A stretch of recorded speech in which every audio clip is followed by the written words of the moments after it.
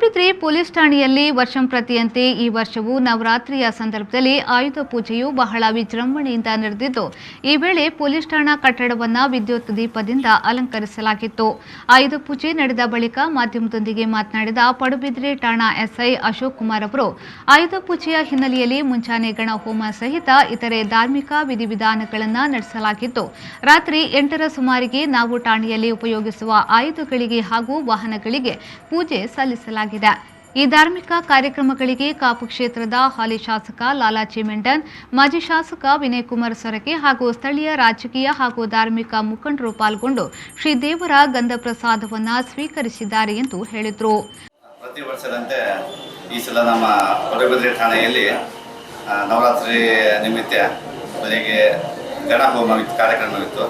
ಆಮೇಲೆ ಅದರಂತೆ ನಮ್ಮ ಪೊಲೀಸ್ ಠಾಣೆಯನ್ನೆಲ್ಲ ದೀಪಗಳಿಂದ ಅಲಂಕರಿಸಿ ಮತ್ತೆ ಸಂಜೆ ಸಾಯಂಕಾಲ ಆಯುಧ ಪೂಜೆ ಅಂತ ನಮ್ಮ ಶಸ್ತ್ರಾಸ್ತ್ರಗಾರ ಆಮೇಲೆ ನಾವು ಉಪಯೋಗಿಸುವ ಆಯುಧಗಳನ್ನು ಪ್ರಯುಕ್ತ ಸಂಜೆ ಒಂದು 7 ಗಂಟೆಗೆ ನಮ್ಮ ಠಾಣೆಯಲ್ಲಿ ಆಯುಧ ಪೂಜೆಯನ್ನು ಹಮ್ಮಿಕೊಂಡಿದ್ದು, ಮಾನ್ಯ ಶಾಸಕರಾದಂಥ ಶ್ರೀ ಲಾಲಾಜಿ ಮಂದಿರ ಕಾಪು ಮತಕ್ಷೇತ್ರ ಅವರು ಹಾಗೂ ಮಾಜಿ ಶಾಸಕರಾದಂಥ ಶ್ರೀ ವಿನಯ್ ಸೊರಕೆ ಸಾಹೇಬರು, ಆಮೇಲೆ ಪಡುಬಿದ್ರಿಯ ಸುತ್ತಮುತ್ತಲಿನ ಎಲ್ಲ ಹಿರಿಯ ಗಣ್ಯ ನಾಗರಿಕರೆಲ್ಲ ಆಗಮಿಸಿ ಪೂಜೆಯಲ್ಲಿ ಭಾಗವಹಿಸಿದ್ದು.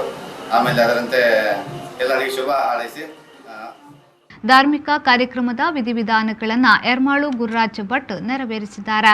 ಈ ಸಂದರ್ಭ ಕಾಪು ಸರ್ಕಲ್ ಇನ್ಸ್ಪೆಕ್ಟರ್ ಪ್ರಕಾಶ್, ಪ್ರಮುಖರಾದ ನವೀನ್ ಚಂದ್ರ ಸುವರ್ಣ, ನವೀನ್ ಚಂದ್ರ ಜೆ ಶೆಟ್ಟಿ, ಪ್ರಕಾಶ್ ಶೆಟ್ಟಿ, ಯಶ್ಪಾಲ್ ಸುವರ್ಣ, ಸುಧೀರ್ ಹೆಜಮಾಡಿ, ಗಣೇಶ್ ಕೋಟ್ಯಾನ್, ಪಿಕೆ ಸದಾನಂದ, ಶಶಿಕಾಂತ್ ಪಡುಬಿದ್ರಿ, ನೀತಾ ಗುರುರಾಜ್ ಮುಂತಾದವರು ಹಾಜರಿದ್ದರು.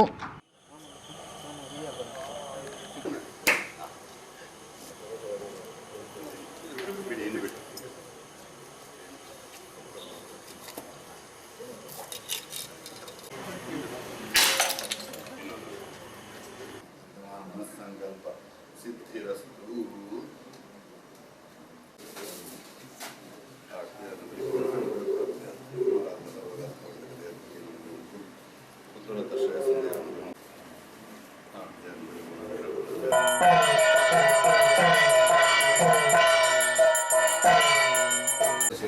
ಕೃಷ್ಣಾಯ ಗೋವಿಂದಾಯ ಗೋಪಿ ಬ್ರಹ್ಮಣೇ ಬ್ರಹ್ಮಜ್ಯೋತಿಷೇ ನಮಃ.